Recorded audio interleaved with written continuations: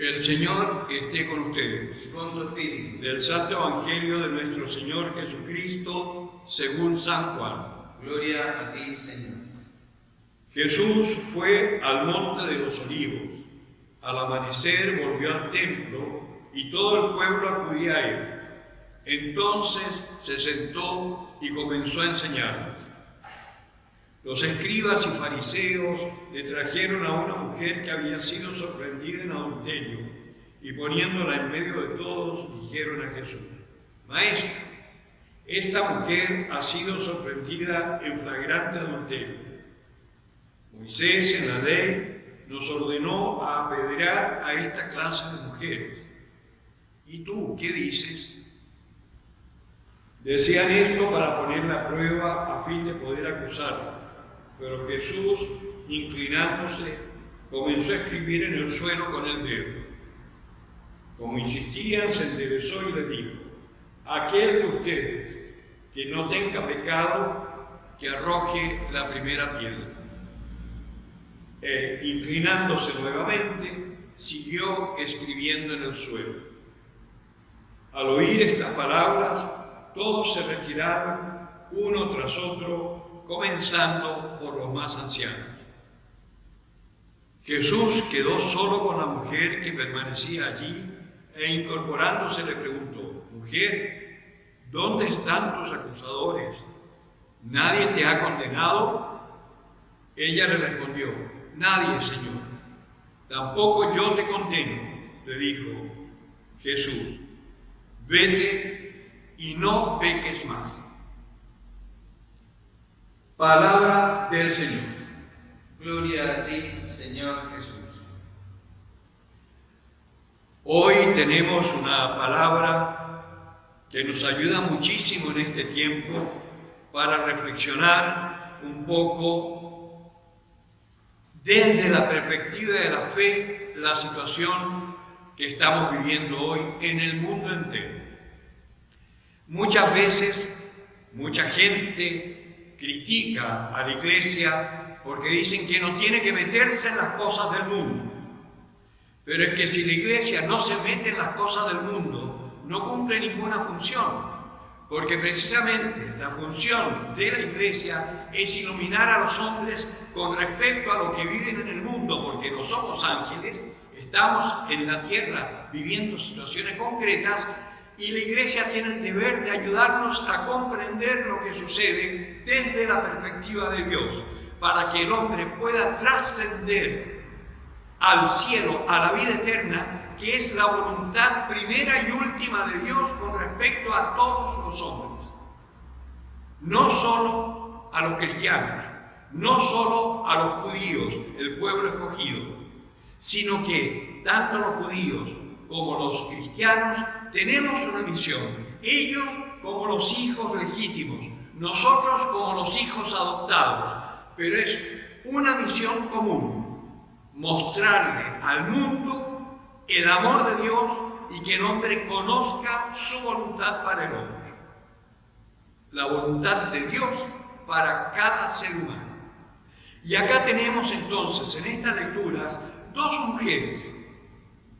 Tenemos a Susana, casta, fiel a su marido, que prefiere perder la vida antes de traicionar el amor de su esposo, que es una sola carne con ella, y por consiguiente el amor de Dios. Y por el otro lado tenemos a una mujer que ha sido adúltera, que ha traicionado a su marido, que se ha olvidado del amor de Dios y ha cometido un pecado abominable. Y sin embargo, si vemos el final de cada lectura, Dios ha tenido compasión con la justa, merecida compasión, justa compasión, pero increíblemente también con la adúltera. Nadie te ha condenado, yo tampoco te condeno, le dice Dios, Jesucristo, que es Dios. Vete y no peques más. Hay una advertencia dentro de este perdón. No peques más, para que no te sucedan las cosas que el pecado te acarrea. Y todo esto, ¿qué tiene que ver con nosotros y con la actualidad? Imaginémonos la iglesia.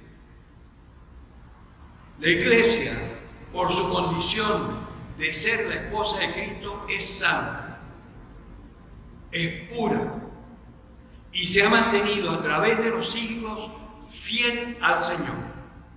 Pero por estar constituida por hombres, es pecadora y adúltera. Y lo hemos podido comprobar.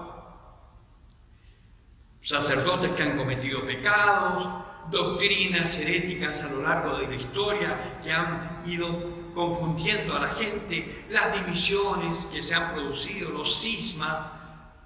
Y hoy estamos además frente a un gran peligro, que es precisamente a raíz de los acontecimientos que estamos viviendo, no tener la claridad y el discernimiento justo como para darnos cuenta que es obra de Dios.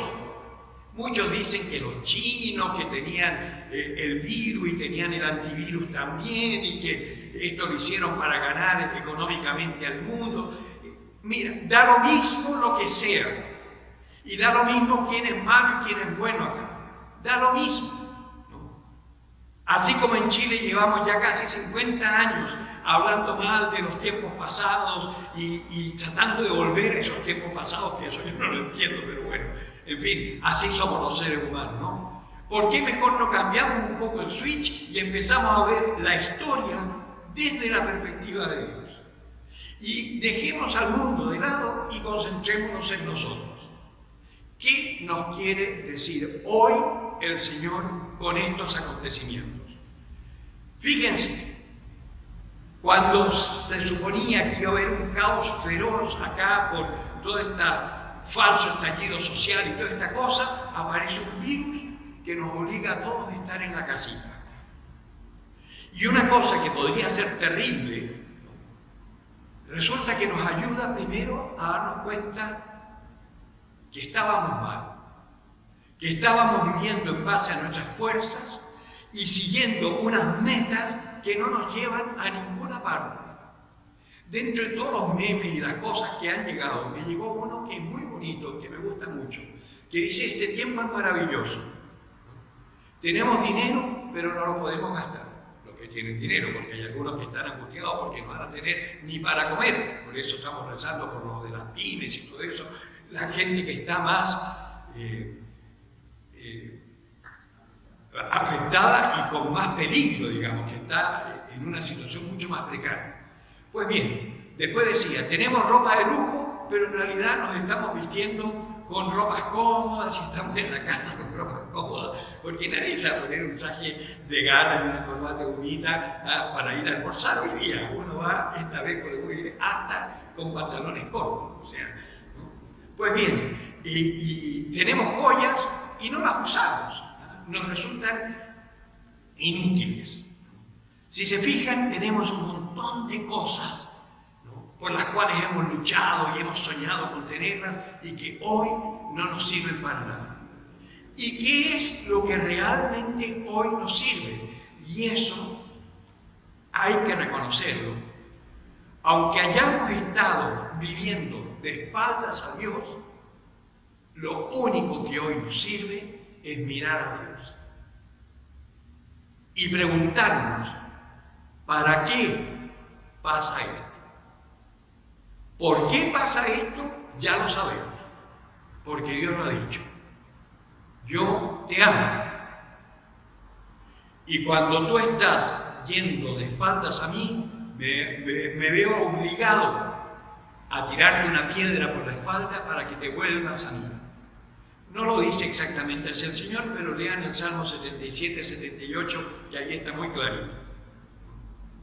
Pues Dios ha visto que íbamos por un camino tan torcido que no le ha quedado otra que mandarnos esta pandemia mundial para que reaccionemos. En primer lugar, los que tienen poder en el mundo, reyes, presidentes, Naciones Unidas y todo lo demás. Y enseguida nosotros mismos.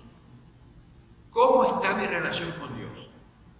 ¿Qué he hecho yo como cristiano para que la luz de Dios se manifieste en todos los hombres? Esta palabra del amor de Dios manifestado tanto a la mujer justa como a la mujer pecadora, es una palabra de Dios que nos viene a decir: yo conozco tu pecado, pero yo no te condeno. Empieza a hablar de ese amor mío hacia todos los demás, que eso es lo único que el mundo necesita hoy. Conocer este amor de Dios. Porque si la vida nuestra terminara solo aquí, como dice el canto, hoy comamos y bebamos y cantemos y bailemos, que mañana ayunaremos. Pero resulta que la vida del ser humano no termina aquí. La vida del ser humano, porque Dios lo ha querido así y lo ha revelado, continúa. Y no continúa diluido en el gran cosmos y la energía universal. No. Continúa como persona. Tú seguirás siendo tú eternamente y gozando eternamente si te mantienes fiel al mandato de Dios. Por eso buscar la voluntad de nuestro Padre es fundamental para saber qué hacer. Y una vez que lo sepas, y con eso lo consigues en oración, con ayuno, aprovechando esta cuaresma en cuarentena que nos ha obligado a estar en la cuaresma. ¿Cuántas cuaresmas hemos pasado sin preocuparnos, viviendo neciamente? Pues ahora tenemos la posibilidad, como no podemos hacer limosna porque no podemos salir, pero por lo menos hagamos ayuno, hagamos oración, intercedamos por las personas que sabemos que están sufriendo, por los que tienen situación difícil y pueden estar pasando hambre, por las personas que están trabajando, todo el personal. Fíjense qué increíble, tan mal que hemos hablado de los carabineros, de los militares. ¿Y dónde están? Trabajando por nosotros. Es hora que por lo menos los cristianos empecemos a mirar en positivo y a dejar de criticar. No es tiempo para estar sacando los trapitos sucios del sol, es tiempo para estar lavando, para sacar todo lo malo nuestro hacia afuera para que se haga luz y podamos ser luz para las naciones. Así que ánimo, el Señor es nuestro pastor y con Él nada nos puede pasar. Y aunque estemos pasando por cañadas oscuras, como dice el Salmo ahora, y que estamos viviendo un momento terrible de oscuridad, de ansiedad, de sufrimiento, nada nos puede pasar porque Él está con nosotros. Y Él está con cada ser humano, consciente o inconsciente. El Señor está con nosotros. Nada hay que temer. Y lo que venga, sea lo que sea, un nuevo orden universal, todas las pachañas que están diciendo por ahí, que pueden ser verdad, pero nada nos puede faltar, porque si llega a venir una persecución a la iglesia, si estamos en el Señor, seremos nuevamente sal, luz y fermento para la nueva generación, como lo fueron los antiguos cristianos en la persecución en el Imperio Romano, como lo han sido los cristianos en cada generación que se ha vivido esta misma crisis. Renacimiento, Edad Media, tiempos modernos, siempre los cristianos han sido la luz para seguir adelante. Así que no temamos. El Papa, el otro día cuando hizo su bendición Urbi et Orbis, era impresionante ese caminar solo en una plaza de San Pedro que habitualmente está atiborrada de gente, y que él estuviese caminando solo en medio de la lluvia. Eso dice algo maravilloso. La iglesia siempre va a estar allí en medio de la soledad de los hombres, siempre. Y nosotros somos iglesia. No miremos nuestros pecados, miremos nuestra condición de hijos de Dios, arrepintámonos, convirtámonos, pidámosle la gracia a Dios para poder hacerlo, porque en nuestra fuerza no podemos, y sigamos adelante, que siempre será lo mejor para el hombre. Que así sea.